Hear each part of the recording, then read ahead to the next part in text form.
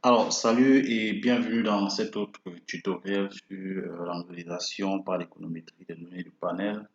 Nous allons dans une première partie de ce tutoriel vous présenter les éléments théoriques sur lesquels sont fondés, sur lesquels se base l'économétrie des données du panel. Et dans la seconde partie, nous allons vous montrer de façon pratique comment implémenter cette méthodologie sous eViews. Alors, nous allons d'entrée de jeu commencer par la partie théorique. Alors, je vous invite à vous abonner si ce n'est pas encore le cas, c'est la première fois que vous me suivez. Et n'hésitez pas à activer la cloche de notification en cliquant sur le bouton rouge juste en dessous de votre écran pour pouvoir suivre mes prochaines publications. Voilà. Donc, pour revenir à l'économétrie des données de panel, il faut dire ici que ce terme de panel fait référence à des données d'une coupe instantanée qui est répétée à travers le temps. Donc, on a des individus qu'on observe sur un certain nombre de variables au courant du temps. Donc, les individus, ça peut être des pays, on peut avoir plusieurs pays sur lesquels on observe, par exemple, des variables macroéconomiques comme le temps, comme le PIB autant pour moi, les recettes fiscales, la dépense finale de consommation et ainsi de suite. Donc, on observe donc ces variables-là sur ces individus-là qui sont les pays, par exemple, du monde entier et à travers le temps, qui peut être en année. Donc, chaque année, on mesure et le PIB et les dépenses finales de consommation et d'autres variables macroéconomiques sur les différents individus. Alors, nous pouvons prendre par exemple l'exemple de la fonction de production pour illustrer l'exemple que je vous ai pris sur le cas macroéconomique. On veut par exemple mesurer la production, voilà, sur un panel de pays, sur un panel de pays. On veut mesurer cette production à travers le travail et puis le capital. On peut regarder par exemple une fonction de courbe de classe classique pour essayer de mettre en place un modèle qui permet de modéliser la production, d'exprimer la production en fonction du capital et du travail euh, en ayant observé des données sur des pays et, et à travers le temps. Voilà. Donc, on peut en avoir plusieurs types, hein, suivant, par exemple, la taille de l'échantillon. On a des micro-panels qui sont caractérisés par le fait d'avoir plusieurs individus sur une période relativement courte. Autrement dit, le nombre d'individus est supérieur à la période d'observation. Par exemple, on peut prendre tous les pays du monde entier sur lesquels on peut évaluer, ou alors par exemple les pays d'Afrique subsaharienne, euh, par exemple, qui représentent quand même une trentaine, 36 pays d'Afrique subsaharienne. On peut prendre ces pays-là et les mesurer sur une période peut-être de 2010 à 2020. Là, on va parler de micro-panel parce que le nombre d'individus est relativement élevé par rapport au nombre d'observations. Et comme exemple, vous pouvez avoir le German Social Economic Panel. So, donc, on peut également avoir les macro-panels où les périodes sont longues. Relativement longue par rapport au nombre d'individus. Donc, on a moins d'individus qu'on a d'observations dans le temps. On peut avoir des exemples de la base de la World Development Indicator de la Banque mondiale. base de données de l'OCDE, la BCAO, etc., peuvent illustrer des macro-panels où on a beaucoup d'observations, des années 60 jusqu'à nos jours, alors que on peut disposer de peu d'individus sur les périodes concernées. Maintenant, en fonction de la structure des données, également, on peut avoir des pseudo-panels qui sont caractérisés par le nombre de périodes disponibles pour chaque individu. Euh, euh, ne puisse être le même. Donc, on a des valeurs manquantes pour certains individus et pas pour d'autres, et ainsi de suite. Là, on va parler de pseudo-panel parce qu'on n'a pas exactement le même nombre d'informations disponibles pour chaque individu. Donc, on a obtenu par fusion de groupes instantanés à différentes périodes avec des individus différents, ça peut prêter à confusion. Mais là, on parle de pseudo-panel. Alors, pour ce qui est de, de notre cas, ce sont des cas de panel synthétique. On a un nombre de périodes disponibles pour chaque individu qui est le même. Là, on a ce qu'on appelle des panels synthétiques. On observe exactement le même nombre d'individus pour le même nombre de données, de périodes pour chaque individu. Voilà.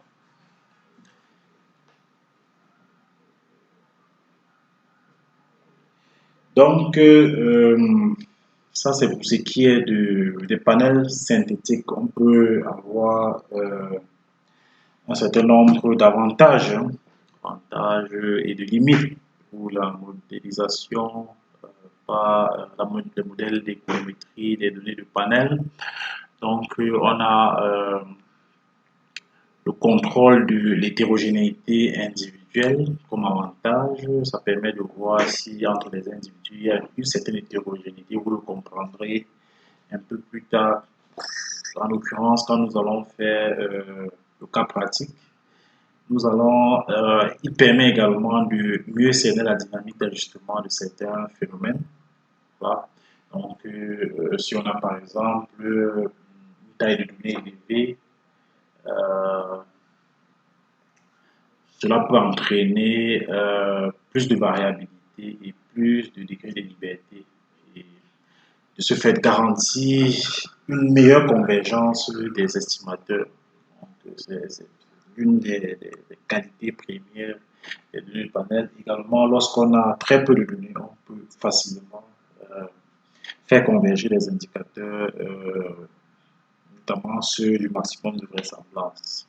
Et comme limite à notre modèle d'économétrie des données de panel, euh, il y a un certain nombre de limites liées au problème de collecte de données, voilà, en couverture et puis de non-réponses qui peuvent donner lieu à ce qu'on ait des pseudo-panels dont on a parlé plus haut. On peut également avoir des problèmes d'attribution à un individu disponible à partir d'une certaine date de l'échantillon. On peut avoir des problèmes dans l'indépendance des individus sur certaines périodes. Voilà, pour ce qui est des limites. Alors, pour ce qui est des données, la structure des données de panel est à peu près telle que celle que nous voyons. Nous avons, par exemple, dans la première colonne, on dispose les individus. Ici, par exemple, nos individus sont les pays. On a le Bénin, on a le Cameroun, on a la Côte d'Ivoire, l'Érythrée, et ainsi de suite. Chaque individu a son identifiant numérique. Et puis, on a l'année. Donc, chaque année est répétée pour chaque individu. Donc,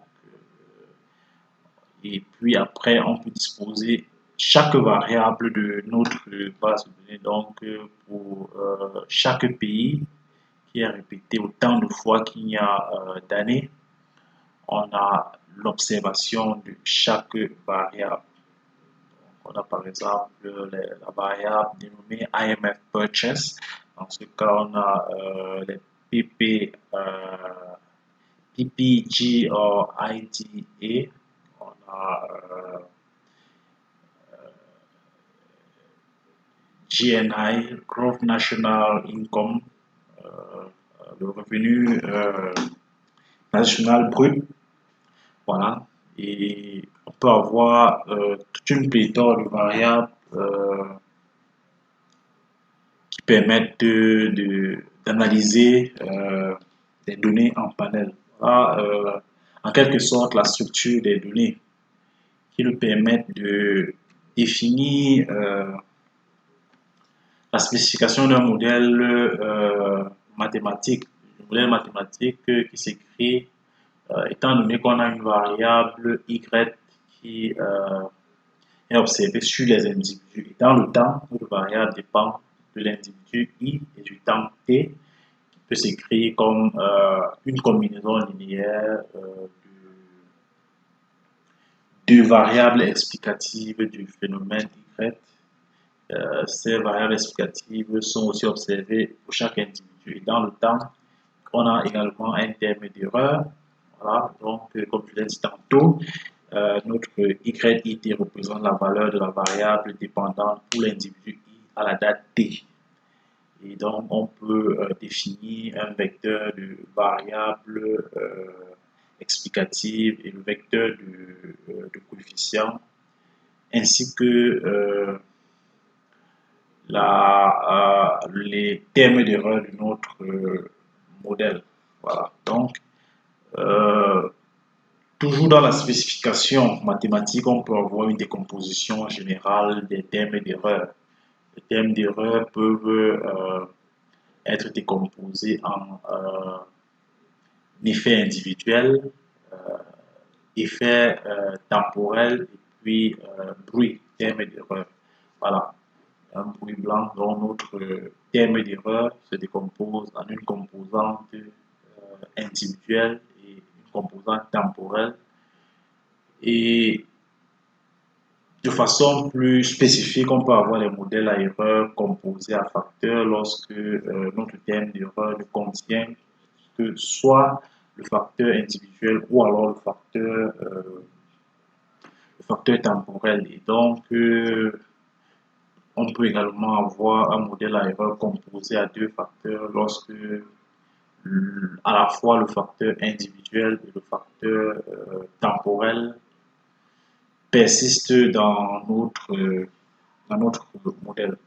Et donc, dans le cadre théorique de l'estimation, notre modèle à erreur composé à un facteur, on considère un certain nombre de vecteurs unités de taille nt. Nt, c'est le nombre, n c'est le nombre d'individus et t, c'est le nombre d'observations dans le temps.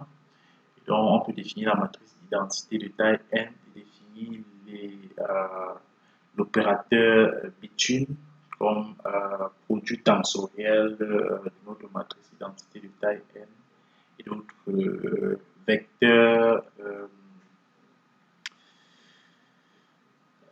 IT. Voilà, donc ce qui permet d'avoir la forme vectorielle de notre modèle de données de panel qui est quasiment similaire à la forme d'un modèle linéaire simple.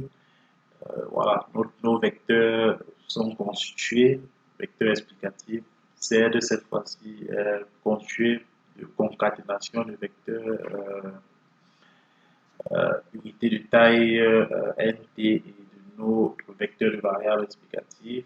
Voilà. Donc, ce qui nous permet de ramener notre panel à une régression linéaire simple qui peut, au travers de l'opération de l'opérateur between inter-individuel, définir un opérateur within intra-individuel qui n'est rien d'autre que le symétrique de l'opération inter-individuelle. individuel par rapport à l'individu identité. Voilà. Donc, on a dans le cadre de l'estimation un certain nombre d'hypothèses. Dans l'estimation, on peut avoir les effets individuels de nos paramètres qu'il faut estimer. On peut avoir les effets individuels de notre paramètre sont à estimer, bien évidemment. On a également les thèmes d'erreur qui doivent être identiquement distribués, de moyenne nulle et des cas types constants. Voilà. Donc, les thèmes, les variables indépendantes ou alors explicatives doivent être indépendants des thèmes erreurs, quel que soit l'individu et quelle que soit la date considérée. Voilà. Donc, les méthodes dénommées least square dummy variable, méthode du maximum de vraisemblance, appliquée aux variables limitées, nous permet de faire utiliser notre opérateur intra-individuel Q qu'on a défini plus haut, nous permet d'estimer nos coefficients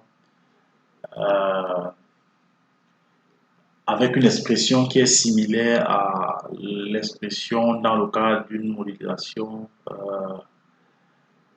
d'un modèle linéaire simple, et il en est de même des caractéristiques de nos estimateurs qui sont sans biais et convergents comme dans le cas du modèle linéaire simple. Et on peut remarquer que dans cette procédure LSDV, les variables explicatives doivent varier dans le temps, n'est-ce pas? Et puis les variables sexe est alors à proscrire en explicative ici, parce que c'est une variable qui ne varie pas dans le temps, qui reste constant, par exemple. Donc, on peut, pour tester, dans le cadre théorique d'estimation, tester la polarité des individus. Le test de polarité permet de savoir, de voir,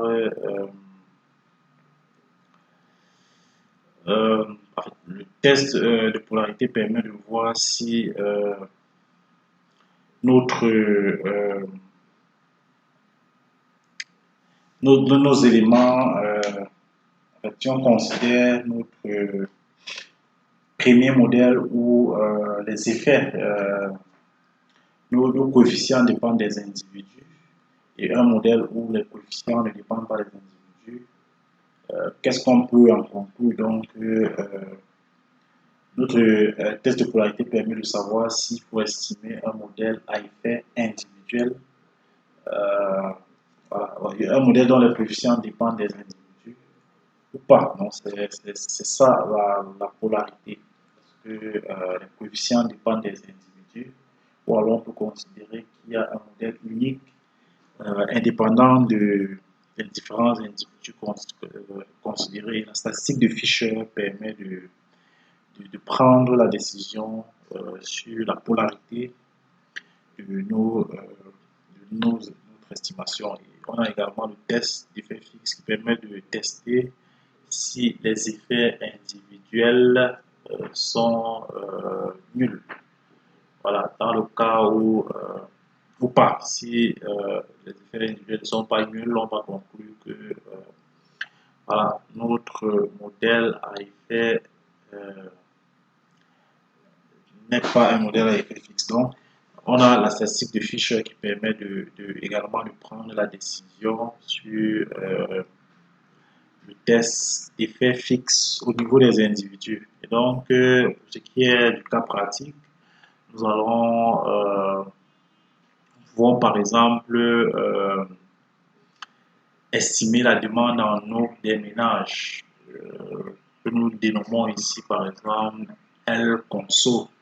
Le logarithme de la consommation d'eau potable par tête peut permettre de faire cette modélisation. On a également le prix moyen d'eau distribué par mètre cube le revenu par tête.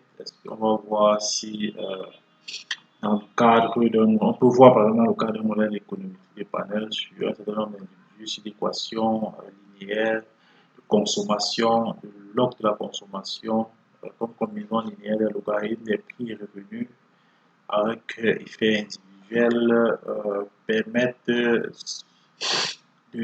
d'analyser la demande de consommation. On va voir si on peut essayer de regarder les spécificités en termes d'individus, si il faut estimer un modèle à effet individuel ou bien à effet fixe ou bien un modèle à effet aléatoire. Voilà donc ce qui est théoriquement beaucoup plus concernant les modèles d'économétrie des données de panel. Alors, nous avons une base de données euh, constituée en données de panel. Déjà, vous devez savoir comment disposer une base de données pour pouvoir faire une estimation euh, économétrique en données de panel.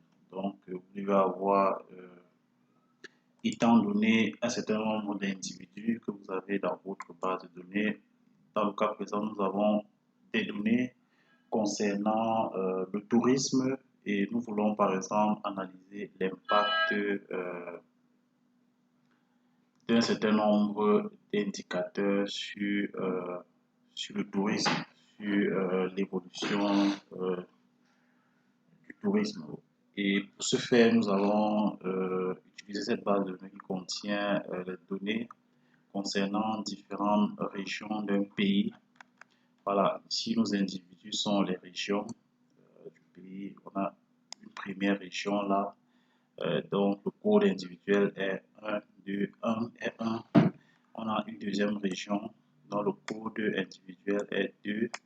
On a une troisième région et ainsi de suite jusqu'à la 11e région. Donc nous avons exactement 11 régions sur lesquelles on a recueilli des données allant de 2005 à 2018. Donc on a 14 observations par individu. Donc on a un panel parfaitement équilibré et vous devez disposer dans votre classeur Excel vos données sous cette forme si vous voulez faire une modélisation économétrique en données de panel. Et sur les colonnes suivantes, on répète les différentes variables, la durée moyenne de séjour dans le pays, le réservoir naturel, le réservoir patrimonial, on a les variables sur la sécurité de la destination, l'offre de santé, la formation professionnelle, l'investissement touristique, l'arrivée touristique et puis les unités touristiques effectuées dans les différentes régions. Et dans notre modèle, nous allons analyser l'impact de ces différentes variables sur les différents indicateurs de développement touristique. Voilà. Que sont la durée moyenne de séjour, par exemple, la durée touristique, l'arrivée touristique et puis les différentes unités touristiques. Voilà, une fois nous avons une base de données qui est disposée de cette façon-là, nous allons tout simplement aller sous notre ouvrier eViews. Nous allons double-cliquer pour ouvrir notre logiciel eViews. Voilà, ça prend du temps. Donc, une fois notre logiciel ouvert, nous pouvons fermer cette interface-là et puis aller dans File pour pouvoir importer notre base de données. Donc, nous allons dans File, File, Import Data, Import from File.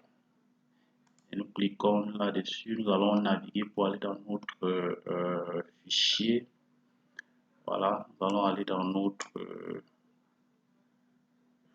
fichier pour pouvoir retrouver le fichier où nous avons logé notre classeur Excel.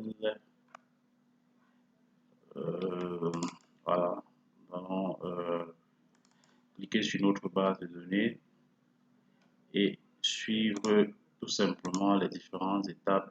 Nous allons cliquer sur suivant et à la dernière étape, nous allons tout simplement cliquer sur Finish et nous demande d'importer comme une série externe. Nous allons cliquer sur une source externe, nous allons cliquer sur No. Et donc, on a nos différentes variables que nous avons dans notre classeur Excel de tout à l'heure. On a l'année, on a l'arrivée touristique, on a la formation professionnelle, individuelle, investissement touristique, métier, et ainsi de suite. Si nous ouvrons par exemple notre variable individu, vous voyez que on a notre premier individu qui se répète autant de fois qu'il y a d'observation, notre deuxième individu qui se répète également autant de fois qu'il y a d'observation, et ainsi de suite. Nous pouvons également regarder notre variable touristique qui est là dans notre classeur. On a également la variable année. Voilà. Donc, pour estimer un modèle d'économétrie des données épargnées, nous allons aller tout simplement dans Quick, Estimate Equation. Quick et ensuite Estimate Equation. Nous cliquons sur OK. Ici, par exemple, nous voulons analyser l'impact de nos...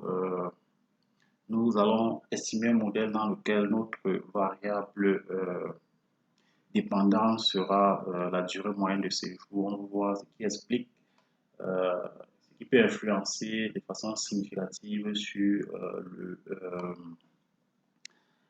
la durée moyenne de séjour d'un touriste dans le pays en question. Et nos données sont constituées en panels dans différentes régions. Nous allons mettre dans notre interface qui s'affiche pour les équations la durée moyenne de séjour, durée moyenne. Du moment où nous commençons à saisir, il fait naturellement des propositions. Nous allons sélectionner durée moyenne de séjour. Nous pouvons mettre notre constante. Nous avons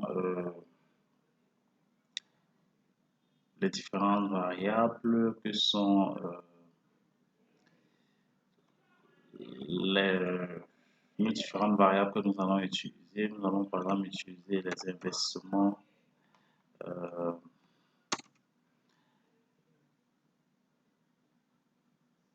les réservoirs patrimonial, naturel, réservoir patrimonial comme variable. Nous allons également utiliser comme variable la sécurité de la destination. Également comme variable, nous allons utiliser l'offre de santé. Offre de santé, nous allons également utiliser comme variable indépendante la formation professionnelle. Et enfin, les investissements dans le domaine du investissement touristique pour voir si voilà, ces différentes variables influencent significativement. Nous allons maintenir la méthode des moins carrés qui est définie par défaut. Pour pouvoir estimer un panel, nous allons aller dans l'option panel. Nous allons regarder, choisir, changer la spécification du cross-section et nous allons mettre tout ça. Si nous ne mettons rien, il va estimer comme un modèle linéaire simple et on peut avoir les résultats qui sont là. On a notre constante, on a nos différents coefficients que nous pouvons interpréter si s'agissait d'un modèle linéaire simple. Voilà, donc nous allons revenir à nos estimations, aller dans l'option panel et puis choisir, changer la spécification du cross-section. Nous allons mettre par exemple modèle à effet fixe, nous allons estimer le modèle à effet fixe et puis nous cliquons sur OK. Vous voyez que notre modèle à effet fixe a été estimé avec nos différentes variables, par exemple la variable réservoir naturel et réservoir patrimonial, le ne sont pas significatifs au seuil de 5%, étant donné que la p-value est supérieure à 5%. Voilà. Donc, la variable sécurité est significative et influence négativement la durée de séjour des touristes dans la région. On a également l'offre de santé qui n'est pas significative pour 5%, mais si on considère le seuil de 10%, on peut considérer que l'offre de santé est influence significativement sur la durée moyenne de séjour. Également, la formation professionnelle dans le domaine du tourisme, matérialisée par le nombre de personnes formées dans le domaine, peut influencer significativement et positivement sur la durée moyenne de séjour. La variable investissement touristique n'influence pas de façon significative sur l'apparition, sur le tourisme, sur la durée moyenne de séjour des touristes. Nous pouvons également aller estimer un modèle à effet aléatoire, random, et on peut voir les résultats qui sont affichés dans ce cas. Vous devez également savoir que, étant donné que nous avons choisi d'estimer un modèle d'économétrie des données de panel, on peut faire par exemple le test de spécification de Grossman pour savoir si le modèle à effet fixe ou alors le modèle à effet aléatoire est plus approprié. Et pour ce faire, nous allons aller dans View.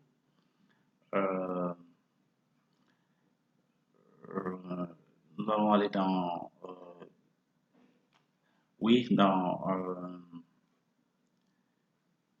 nous allons aller dans View.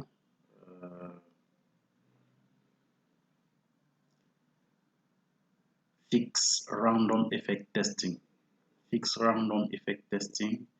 Il y a trois possibilités qui s'offrent à nous: Redundant Fixed Effect, Omitted Random Effect et Related Random Effect Horseman Test. C'est cette troisième option-là que nous avons.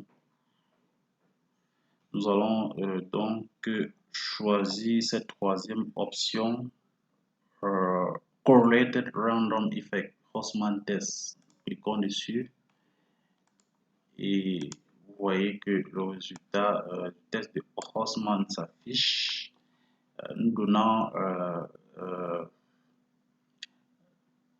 une cross-section, une probabilité de statistique de qui de l'ordre de 20 à 6 degrés de liberté, une probabilité inférieure au seuil de significativité de 5%.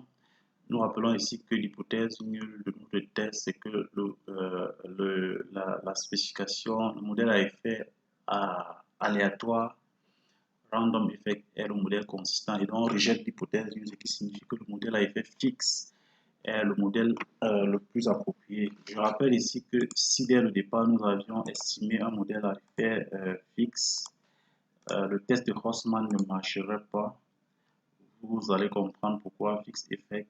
Je viens d'estimer un modèle à effet fixe. Si je viens refaire le test de spécification de Horseman, vous voyez que test require equation estimate with random effect.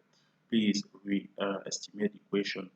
On peut dire que nous devons d'abord dès la base estimer un modèle à effet aléatoire pour pouvoir faire le test de Horseman. Lorsqu'on voit dans View, Fixed Random Effect Testing et Correlated Random Effect Horseman Test, nous voyons bien que le modèle à effet fixe est le modèle le plus approprié. Nous allons estimer notre modèle à effet fixe. Voilà, donc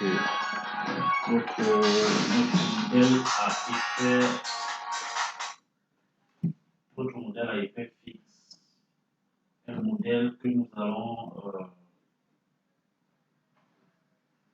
allons définir pour nos estimations.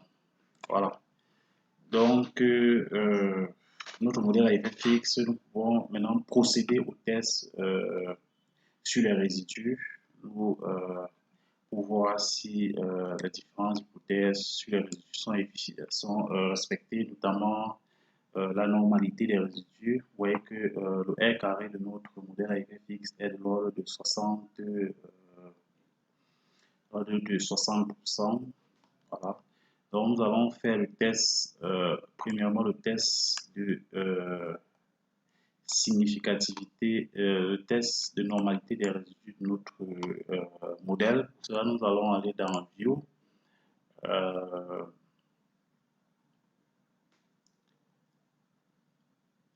Residual Diagnostic et puis Histogram Normality Test qui va nous permettre d'afficher l'histogramme de normalité. On a une probabilité. Je rappelle ici que l'hypothèse du test, du test de normalité, c'est la normalité des résidus suivant une loi normale. Et donc, on a une p-value très significative de 91%, ce qui signifie qu'au seuil de 5%, par exemple, on accepte tout simplement l'hypothèse nulle de normalité des résidus de notre modèle. Voilà, nous pouvons également estimer, faire le test de residual diagnostic et regarder par exemple le cross-sectional dependent test pour voir regarder l'autocorrélation de nos résidus. Nous cliquons sur OK. Il affiche nos différents tests, celui de Brush-Pagan, Pesaran Scale LM Test, Bias Connected Scale Test et puis le test de Pesaran CD. Et le test de Pesaran CD sous l'hypothèse no cross-section dependence, donc sous l'hypothèse de non-autocorrélation donne une p-value de 80%, ce qui signifie qu'on accepte l'hypothèse nulle d'absence d'autocorrélation dans nos erreurs. Voilà, je vais également prendre notre cas pour montrer qu'en modélisation, on peut avoir des cas différents. Nous allons d'abord sauvegarder notre équation en allant dans Name. Nous allons laisser le nom par défaut qui est Equation 1. Nous allons cliquer sur OK et vous voyez que l'équation a été sauvegardée là. Voilà, c'est cette équation qui est là. Voilà. Je peux d'abord sauvegarder mon fichier en allant dans File pour ne pas le perdre lors de l'éteinte de mon ordinateur. Je vais faire Save As, je vais naviguer pour aller, voilà, je vais l'enregistrer, vous pouvez l'enregistrer où vous voulez, mais je vais l'enregistrer dans la cible par défaut, voilà, ma base de données en simple précision. Voilà, donc je peux refermer mon fichier eViews et aller dans le fichier où j'ai enregistré et puis le réouvrir. Voilà ma base de données qui a été enregistrée. Vous voyez que si je réouvre mon fichier eViews, voilà, il apparaît avec mon équation préalablement enregistrée. Je vais maintenant procéder à une autre modélisation avec pour but d'expliquer non plus la durée de moyen de séjour des touristes, mais plutôt les nuitées touristiques. Je vais aller dans Quick Estimate Equation. Voilà, je vais d'abord plutôt copier l'équation précédente. Je vais la copier. Voilà, je vais aller dans Quick Estimate Equation. Voilà, je vais coller pour gagner en temps et puis je vais tout simplement changer notre variable dépendante. Notre variable dépendante, cette fois-ci, n'est plus la durée moyenne de séjour, mais cette fois-ci, ma variable indépendante, je vais prendre comme variable indépendante la nuitée touristique. ou alors je vais prendre l'arrivée touristique.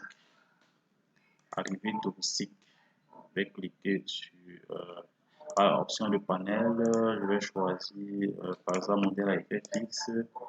Voilà, vous voyez que on a notre modèle à effet fixe. Je peux également estimer le modèle à effet aléatoire.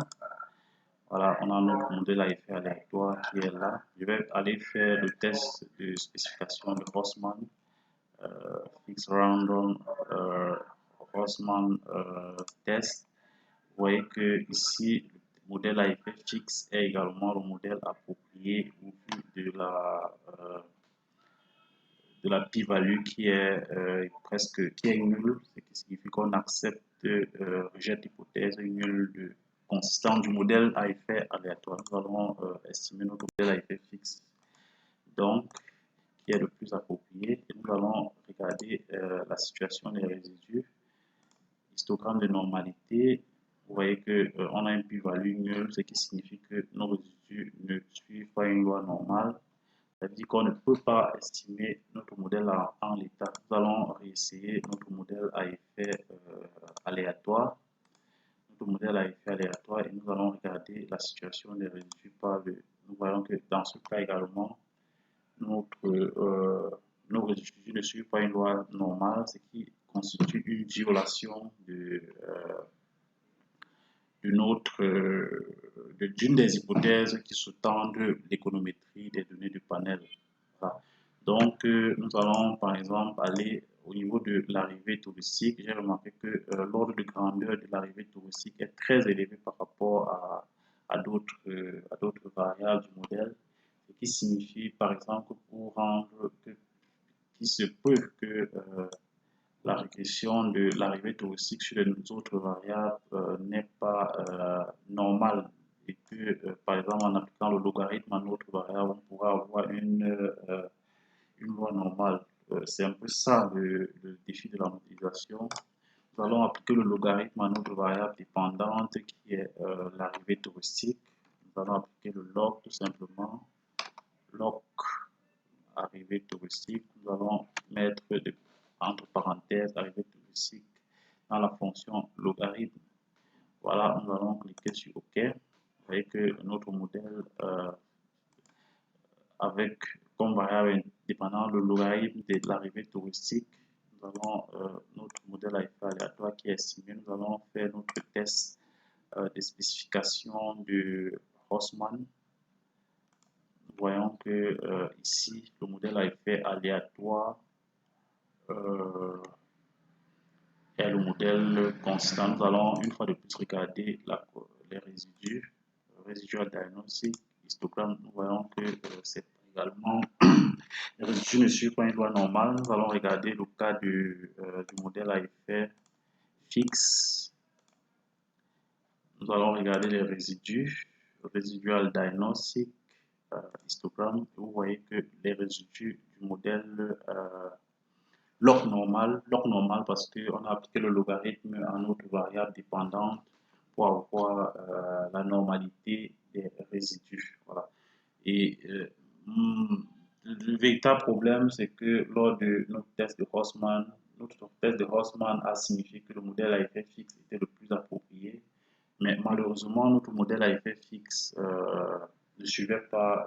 n'avait pas des résidus qui suivent une loi normale. C'est plutôt notre modèle à effet aléatoire qui a des résidus normaux. Mais en dépit de ce que le test de Haussmann nous dit que le modèle à effet fixe le modèle à effet aléatoire est le meilleur, nous allons estimer quand même le modèle à effet fixe parce que dans ce cas, c'est le modèle à effet fixe qui permet de garantir certaines hypothèses qui sous-tendent le modèle, la modélisation de l'économétrie des données de panel, comme l'hypothèse de normalité. Vous voyez, si on rentre par exemple à notre modèle à effet aléatoire, qui est le modèle que préconisé d'après le test de Haussmann, nous voyons que les résidus ne suivent pas une loi normale. Donc, nous sommes obligés, contre le résultat du test de Haussmann, d'estimer un modèle à effet fixe que l'on peut également interpréter comme c'était le cas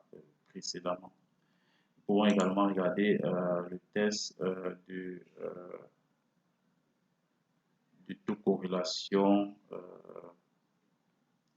sérielle. Et puis le test de Pesarand permet d'accepter l'hypothèse d'absence de taux-corrélation des erreurs. Voilà, c'était tout pour ce tutoriel. Nous espérons qu'il vous a permis de comprendre le fond en comble la modélisation par l'économétrie des données de panel sous EVIOS, et nous espérons vous voir très prochainement dans de nouvelles aventures.